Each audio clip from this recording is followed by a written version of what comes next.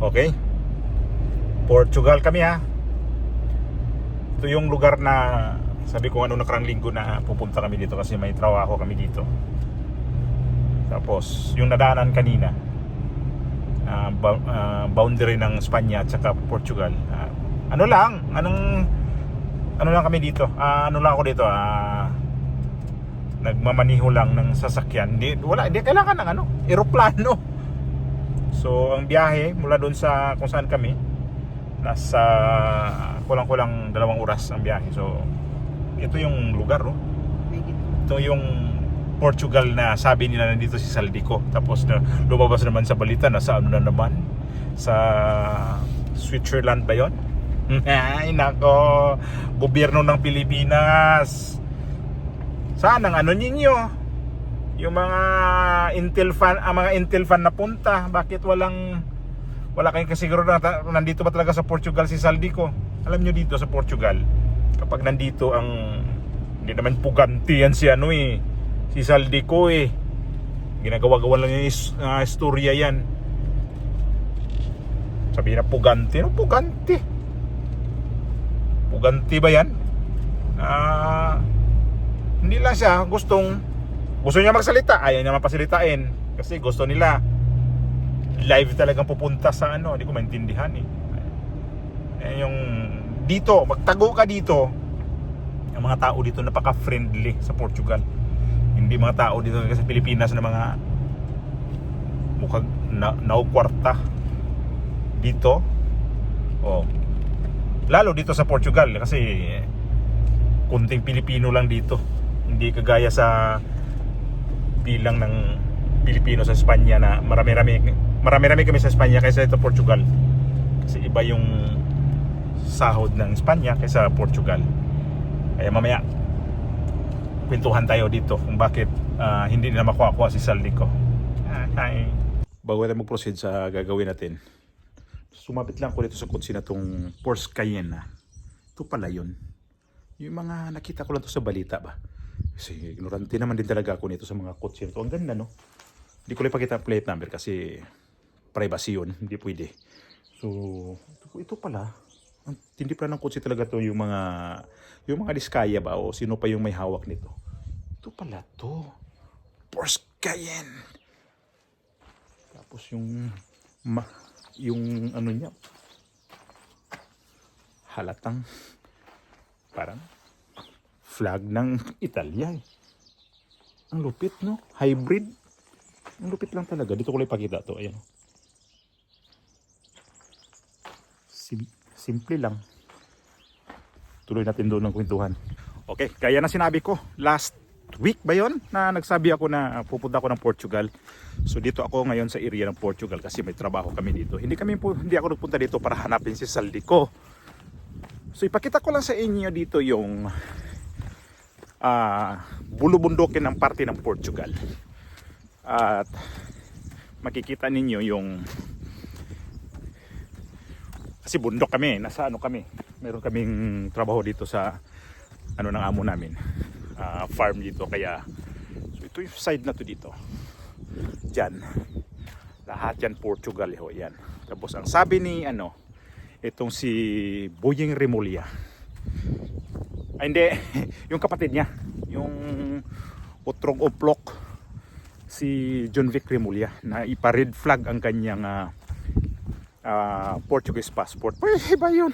Tapos natawa na lang ko, sabi niya doon na mayroong sinabi dyan si Boyeng Remulla ba na daw niya si Saldico daw pag sumasakay sa kotse nagtatago sa kotse. Paano magtatago?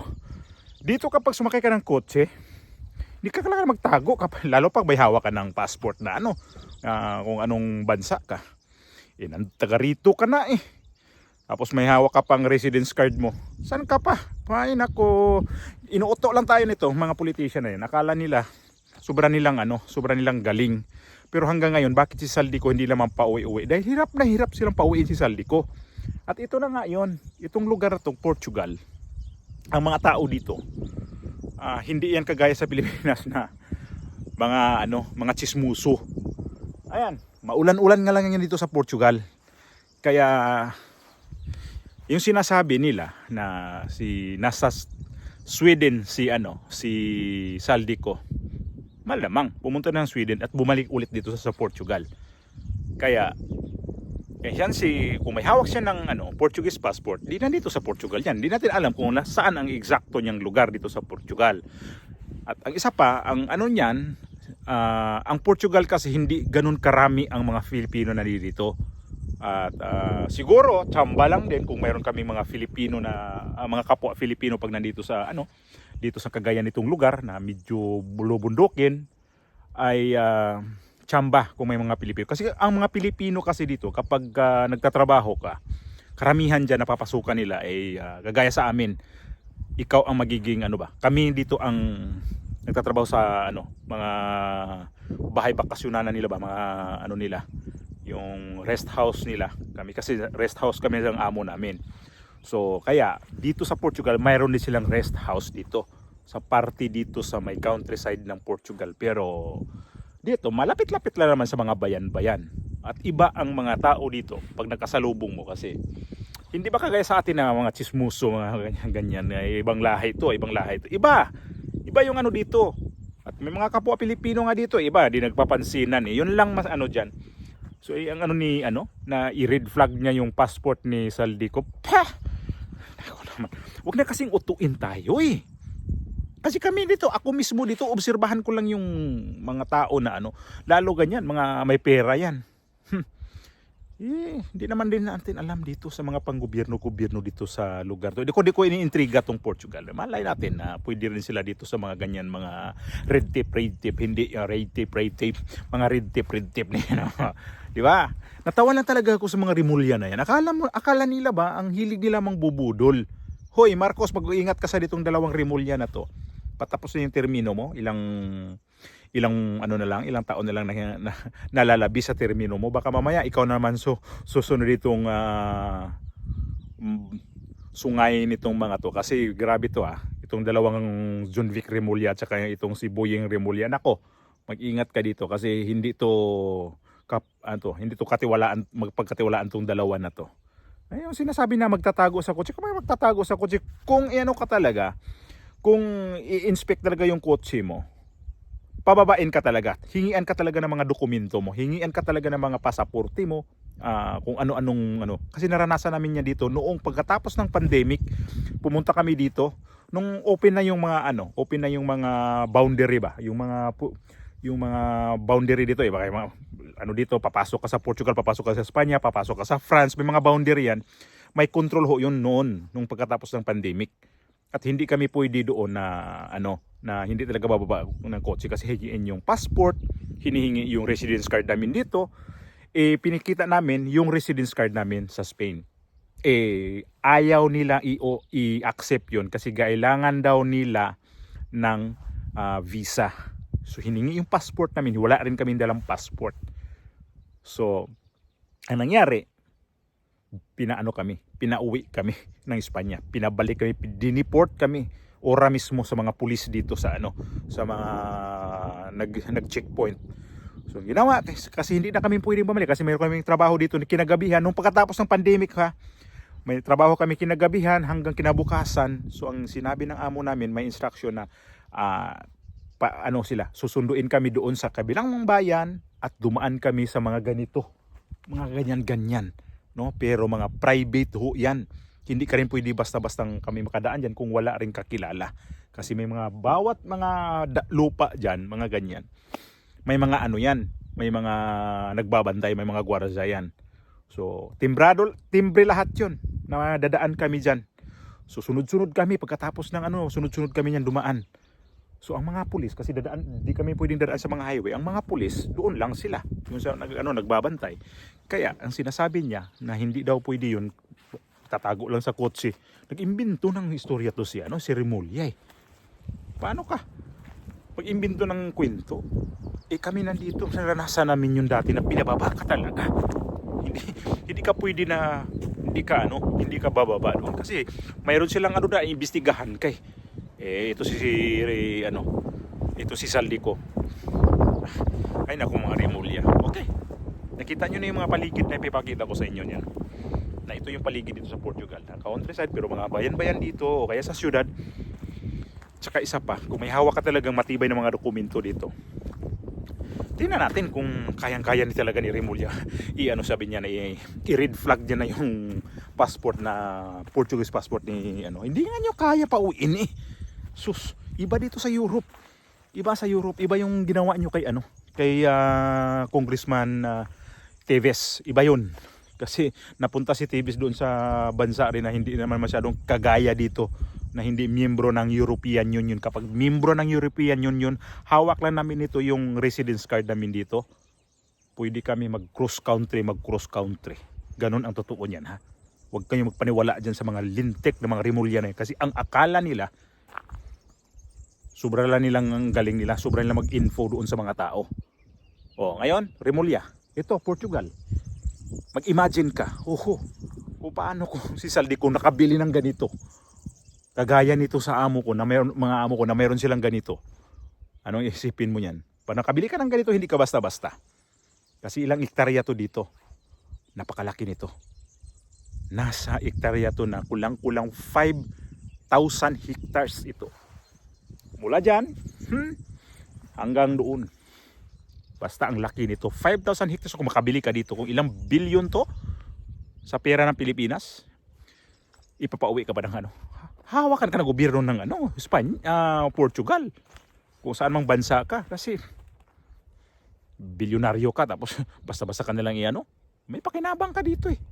Unang-una, may mga trabahante ka, pinapasweldo mo rin yan. Nagbabayad ka ng sa gobyerno, ng mga tax dito.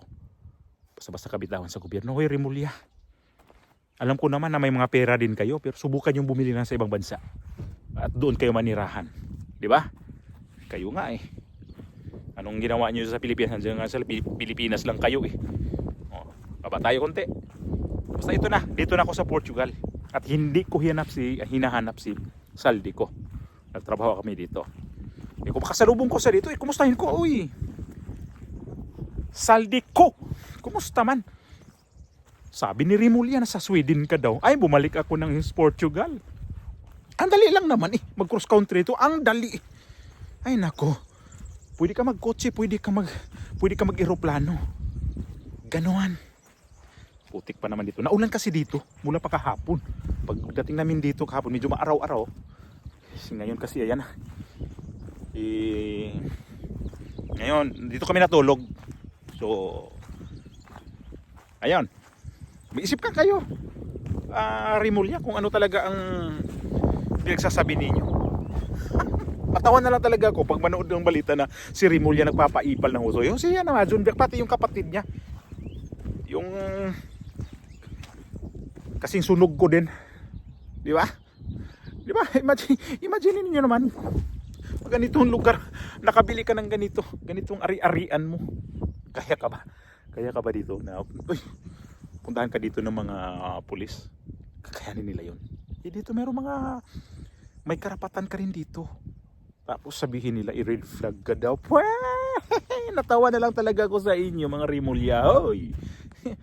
Dito hindi ka basta-basta buti kung kagaya lang sa mga pipitsugin. Kagaya ko pipitsugin lang dito na nagtatrabaho. Kaya mo i-deport yun. Pero baka ganyan mga klaseng tao, mga Saldico na ninyo. Ay nako, kawawa kayo. Tapos pinainggan nyo pa yung mga pinainggan nyo mo pa kami mga Filipino. Oy, nandito ang mga Filipino sa ibang bansa. Alam namin yung mga pinagsasabi niyo na Portugal, mga ano-ano niyan. Alam namin yan kasi meron naman din tayong kunting dito, obserbasyon sa mga bansa ba kung saan tayo. Kasi ang ibang bansa, napakalayo naman talaga yung estilo sa Pilipinas. Ang Pilipinas kasi mukha kayong pera sa gobyerno sa Pilipinas. Kaya yan, nag-imbento kayo ng mga kwento-kwento. Portugal ha, ito Portugal to. Shout out sa mga Remulla. Ang Portugal kasi kapag mo sa sa Espanya, di magkalayo eh. Hindi to magkalayo ng mga sistema ba ng mga ganitong paligid. Hindi magkalayo. Kapag nasa nasa countryside kayo, sa mga bundok-bundok pa. Kaya huwag kayong magpapaniwala diyan sa mga Remulla na yan. Na nagtatago sa kotse si Saldico. Kasi naman yung lugar nila, gated community, madali tumakas rin doon eh. Kung tatago ka sa kotse. Ang EU kasi, borderless. Okay. So, hindi mo kailangan ng passport para umikot. Mm. So, kung nakarating man siya sa Sweden, Tatago daw. Kung hawak ka ng passport ng Portugal. Ay, ang laking bagay yun. Ilang bansa ang pwede mong pasukin na wala, hindi mo na kailangan ng magtago-tago ka. Ano ka? TNT? Hindi ka naman magti-TNT eh. Isa pa, kung nagpapa-red flag kayo, di gawin nyo kung ano talaga ang pwedeng gawin dyan. Ano? Oo. Tapos, iwan ko lang, matawa na lang talaga ako. Okay. Obrigado. Sabi ng mga Portuguese, obrigado. Thank you. Ibig sabihin nun. Okay. Kita-kita tayo. Sa politika, hindi muna tayo nagbadadal sa mga tuko sa politika. Pagbalik ko ng Espanya, titira ulit tayo sa mga politika sa Pilipinas. Okay?